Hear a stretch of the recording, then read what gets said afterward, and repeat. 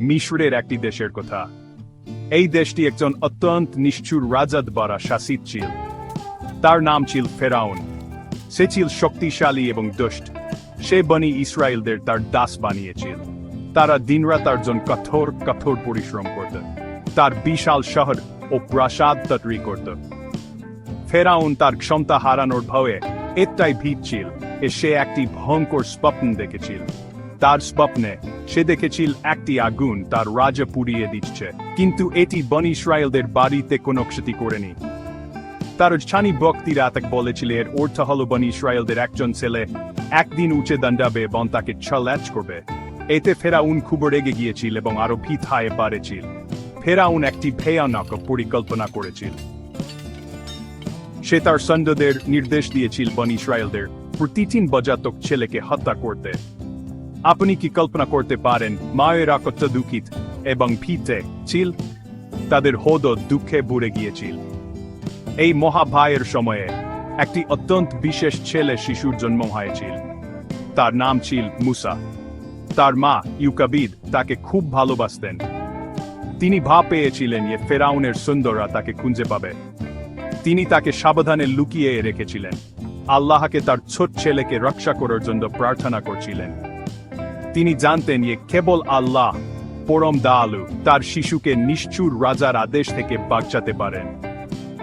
আল্লাহ ইনি সর্বদা আমাদের উপর নজর রাখেন।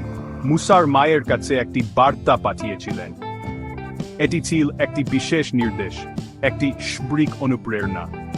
আল্লাহ তাকে বলেছিলেন তাকে একটি ঝুড়িতে রাখো এবং নদীতে ভাসিয়ে দাও। এটি খুব অদ্ভুত এবং ভীতিকর শোনাতে পারে। একজন মা কিভাবে তার ছোট্ট শিশুকে একটি ঝুড়িতে রেখে শক্তিশালী নীল নদে ভাসিয়ে দিতে পারেন?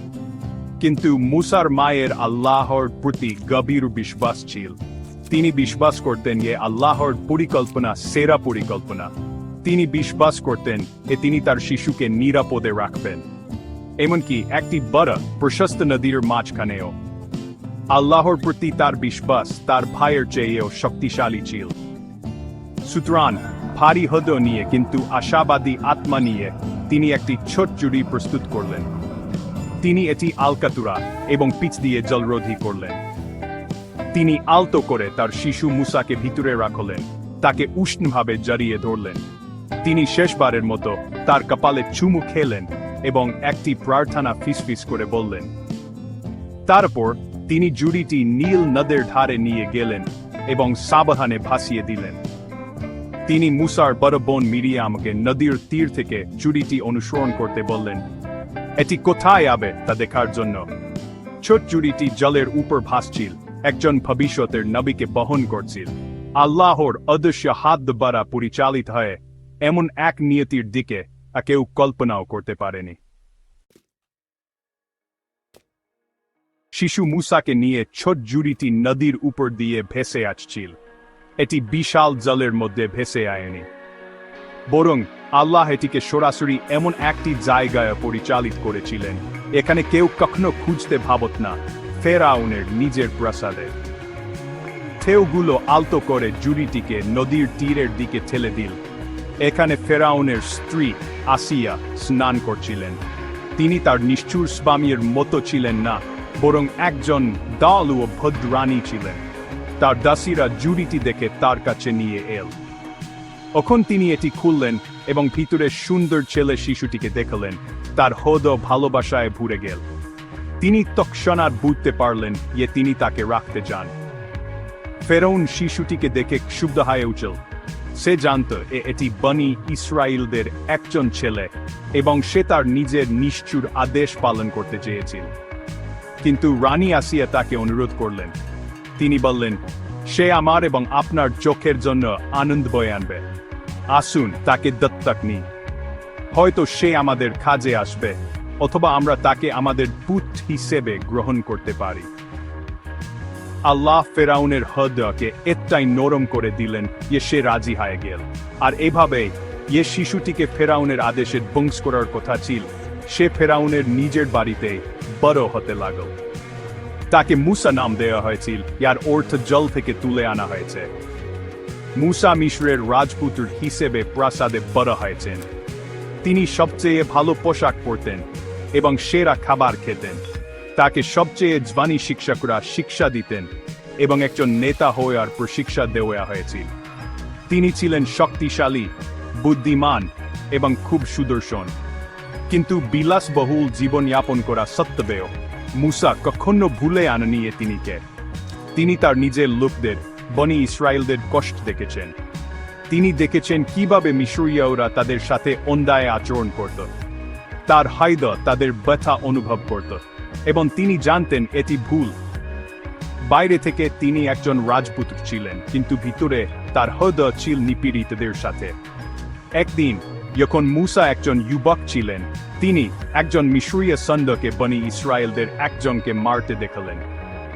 মুসার ন্যায়বোধ শক্তিশালী ছিল এবং তিনি দাঁড়িয়ে থেকে দেখতে পারেননি। তিনি তার লোকদের সেই লোকটিকে সাহায্য করতে ছুটে গেলেন। মুহূর্তের উত্তেজনায় তিনি মিশরীয় সৈন্যটিকে আজাদ করলেন এবং সৈন্যটি পড়ে গেল মৃত্যু। মুসা আতঙ্কিত হয়ে পড়লেন। তিনি তাকে হত্যা করতে চাননি। তিনি জানতেন যে তিনি মহা বিপদে আছেন। তিনি আল্লাহর কাছে ক্ষমার জন্য প্রার্থনা করলেন। শীঘ্রই যা ঘটেছিল তার খবর ছড়িয়ে পড়ল এবং ফেরাউনের লোকেরা তাকে খুঁজতে শুরু করল। মুসার পালানো ছাড়া আর কোনো উপায় ছিল না। তিনি একা মিশর ত্যাগ করলেন। তার গায়ে থাকা পোশাক ছাড়া আর কিছুই ছিল না এবং অজানা মরুভূমিতে একটি দীর্ঘ যাত্রা শুরু করলেন। মুসা বহুদিন ধরে ভ্রমণ করলেন, মিশরকে অনেক দূরে ফেলে। তিনি ক্লান্ত, একা ছিলেন, কিন্তু তিনি বিশ্বাস করতেন যে আল্লাহ তাকে পথ দেখাবেন। তার যাত্রা তাকে মাদিয়ান নামক একটি দেশে নিয়ে গেল। সেখানে তিনি একদল রাখালকে একটি কূপের ধারে তাদের পশুপালকে জল পান করাতে দেখলেন। তিনি দুটি যুবতী মহিলাকেও দেখলেন, যারা তাদের ভেড়া নিয়ে ধরে ধরে অপেক্ষা করছিল। তারা পুরুষদের ভিড়ের মতকে দিয়ে পথ করে নিতে খুব লাজুক ছিল। মুসা একজন দালু ও মহে মানুষ হওয়ায় তাদের সাহায্য করতে গেলেন। তিনি তাদের পুরো পশুপালের জন্য কূপ থেকে জল তুলে দিলেন। দুই মহিলা খুব ক্ষতজাত হলেন।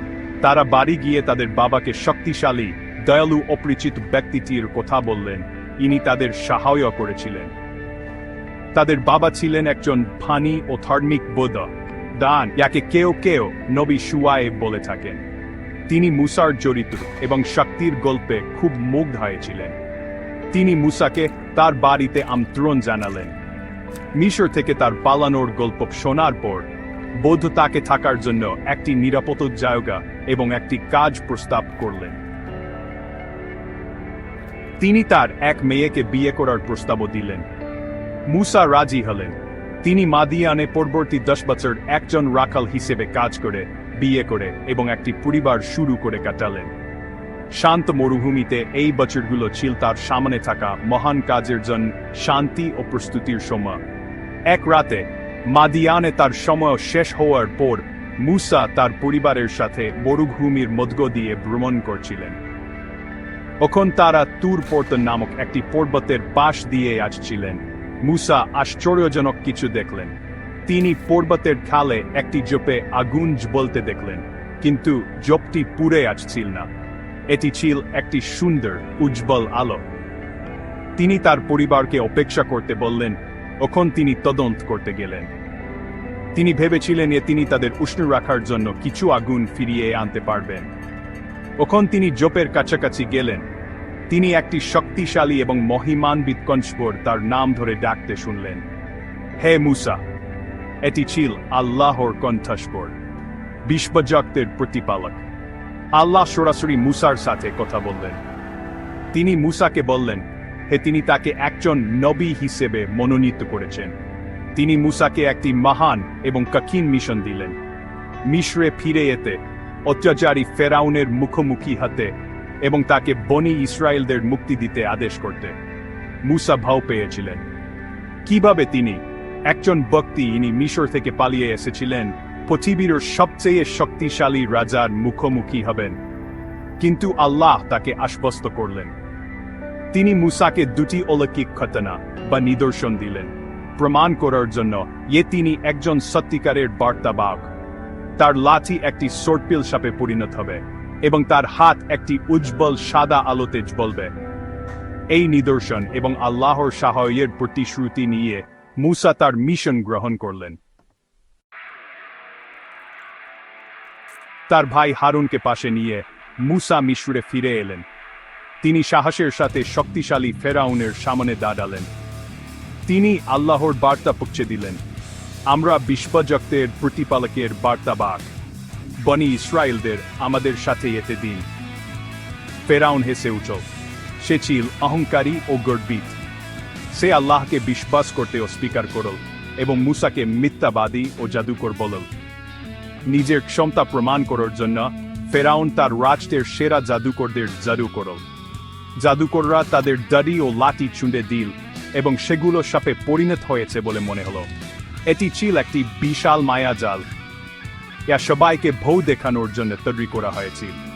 কিন্তু মুসা ভীত ছিলেন না।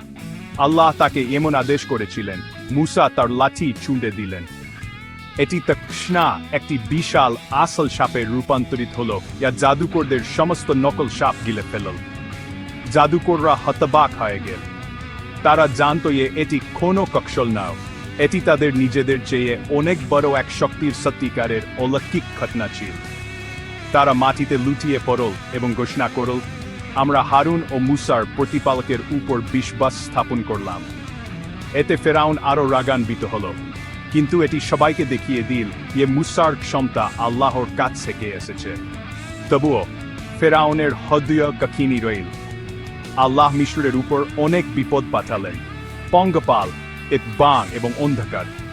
কিন্তু ফেরাউন লোকদের যেতে দিতে অস্বীকার করল। অবশেষে আল্লাহ মুসাকে আদেশ দিলেন তার লোকদের রাতের অন্ধকারে মিশর থেকে বের করে নিয়ে যেতে। ফেরাউন এবং তার সেনাবাহিনী শীঘ্রই জানতে পারল তারা চলে গেছে এবং তাদের পিছু ধাওয়া করল। বনি ইসরায়েলরা লোহিত সাগরের কিনারায় পৌঁছাল। তারা আটকা পড়েছিল। সামনে ছিল সাগর আর পেছনে ছিল ফেরাউনের সেনাবাহিনী। লোকেরা আতঙ্কিত হয়ে বলেছিল, আমরা নিশ্চিত ধরা পড়তে যাচ্ছি। কিন্তু মুসার বিশ্বাস অটল ছিল। তিনি বললেন, না, নিশ্চয়ই আমার প্রতিপালক আমার সাথে আছেন, তিনি আমাকে পথ দেখাবেন। তারপর আল্লাহ মুসাকে তার লাঠি দিয়ে সাগরে আঘাত করতে আদেশ দিলেন। এক অবিশ্বাস্য অলৌকিক ঘটনায় মুসার লাঠি জলে স্পর্শ করার মুহূর্তে সাগর বিভক্ত হয়ে গেল। সাগরের মাঝখানে একটি শুকনো পথ তৈরি হল, যার দুপাশে জলের বিশাল দেয়াল ছিল। বনি ইসরায়েলরা দ্রুত নিরাপদে পার হয়ে গেল। এখন ফেরাউন এবং তার সেনাবাহিনী তাদের অনুসরণ করার চেষ্টা করল। জলের দেয়াল তাদের উপর ভেঙে পড়ল। নিষ্ঠুর রাজা এবং তার সমস্ত সৈন্য ডুবে গেল। বনি ইসরায়েলরা অবশেষে স্বাধীন হল।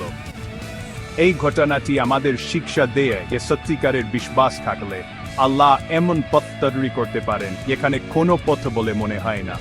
এটি সাহস, বিশ্বাস এবং মন্দের উপর ভালোর চূড়ান্ত বিজয়ের একটি শক্তিশালী শিক্ষা।